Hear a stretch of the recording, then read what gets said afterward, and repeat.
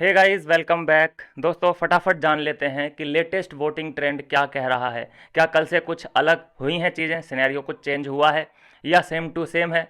तो चलिए जानते हैं। विभिन्न नंबर वन पे बने हुए हैं, टेंशन लेने की कोई बात नहीं है। अब उसका मतलब ये नहीं होना चाहिए कि आप इतने वो हो जाएं, नो वरी हो जाएं कि भाई विभिन्न तो नंबर वन पे है ही, तो हम क्या क्यों ही वोट करें, क्यों ही अपने टाइम वेस्ट करें। देखो, अगर भैया लॉयल्टी निभाए रखनी है, फ़ैन का फ़र्ज़ निभाना है, तो फिर वोट तो करना ही पड़ेगा, बूथ तक जाना पड़ेगा, वोट करना पड़ेगा। दिग्विजय नंबर दो पे हैं। काफ़ी फासला है, 8% का फासला है इन दोनों के बीच में।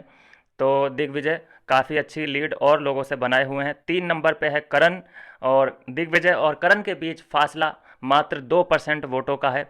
18% वोट करण को मिल रहे हैं। और 4 नंबर पे है अविनाश मिश्रा, 9% वोट मिलते दिखाई दे रहे हैं।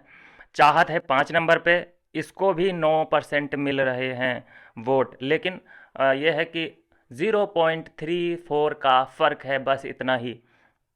बाकी 9% तो है ही दोनों के लिए। और है एलिस। एलिस है 6 नंबर पे, जिसको इसको भी 9% वोट मिल रहे हैं, बस 0.75 का ही फ़र्क है। तो इन तीनों के बीच बड़ी कड़ी टक्कर और कड़ा मुकाबला देखने को मिल रहा है। अगर अविनाश नीचे लग गया तो एलिस अगर ऊपर आ गई, चाहत अगर ऊपर आ गई और अविनाश अगर नीचे आ गया, क्योंकि अभी काफ़ी दिन बचे हैं इविक्शन में, तो कोई बहुत बड़ा उलटफेर ना हो जाए। दिक्कत ये भी है क्योंकि ये तीन खिलाड़ी मुझे 9% पे दिखाई दे रहे हैं, अविनाश, चाहत और एलिस। हालांकि अविनाश ऊपर ही है इन दोनों से, लेकिन मार्जिन बहुत कम है, मतलब कि 100, 200, 150 वोटों का फ़र्क है। तो भैया दया दृष्टि और कृपा अपनी बनाए रखिए।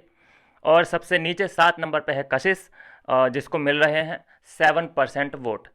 तो कशिश का तो गेम देखो, शुरू में टारगेट बना के आई थी, अविनाश के ही नाम का इसने जो फुटेज था वो लिया, और उसकी वजह से 1 हफ्ते 2 हफ्ते तक इसकी कहानी चली भी, लोगों ने इसकी सुनी भी। क्योंकि इसने पहले ही पंगा ले लिया ईशा से, अविनाश से। तो ये इधर की तरफ थोड़ी सी लाडली बन गई, जिसकी वजह से इधर इसको एक्सेप्ट कर लिया गया। जैसे चाहत, करण, इन लोगों को तो वो बंदे चाहिए होते हैं जो ईशा और अविनाश और विवेन से लड़ सकें, उनकी बुराई कर सकें। तो इधर अगर दोस्त बनना है, झुंड में शामिल होना है, तो सबसे पहले जो फर्स्ट प्रायोरिटी होती है किसी की भी, उन तीनों से, चारों से लड़ना पड़ेगा, उनसे मनमुटाव करना पड़ेगा, तब जाके तुम्हारी इधर एंट्री हो सकती है। तो कशिश ने वैसे ही किया, भेड़ चाल में शामिल हुई वो, और झुंड में शामिल हो गई। और झुंड में शामिल होने के लिए उसने सबसे पहले अविनाश को, ईशा को, विवेन को टारगेट करना शुरू कर दिया। सिंपल है उसका। तो ये है दोस्तों लेटेस्ट वोटिंग ट्रेंड जो सिनेरियो बन चुका है। विविन नंबर वन पे, नंबर दो पे दिग्विजय, नंबर तीन पे करण, नंबर चार पे अविनाश, नंबर पाँच पे चाहत, और 6 नंबर पे एलिस, और 7 नंबर पे कशिश।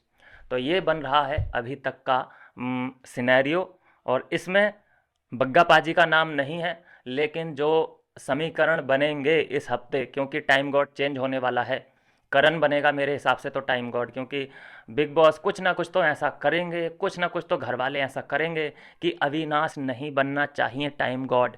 क्योंकि मेजॉरिटी जो है वो अविनाश के खिलाफ है। तो किसी बहुत ही मुश्किल चांस हैं, 100 में से 10% चांस हैं कि अविनाश टाइम गॉड बन सकता है।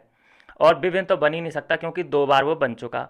तो बचा कौन? करण और अविनाश। तो अविनाश के बहुत कम चांस हैं, क्योंकि उसके खिलाफ पूरा घर है, और बिग बॉस तो खैर क्या ही फेवर करेंगे उसको।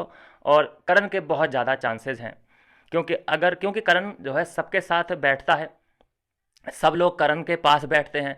और कोई भी अगर करण के खिलाफ गया घर वाला, तो वो उससे सवाल पूछेगा कि तू बैठती तो मेरे पास है, पूछती तो मेरे लिए है तू, लेकिन तूने चुना किसको? अविनाश को। तो वो इसलिए उसको फेस ना करना पड़े, तो सब लोग करण का ही साथ यहाँ देने वाले हैं।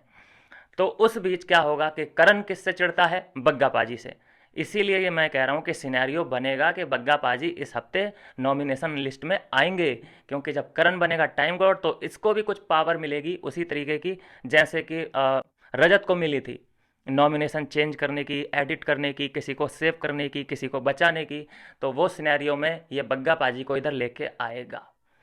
तो ये है दोस्तों अभी की अपडेट, मिलता हूँ नेक्स्ट वीडियो में नई अपडेट के साथ।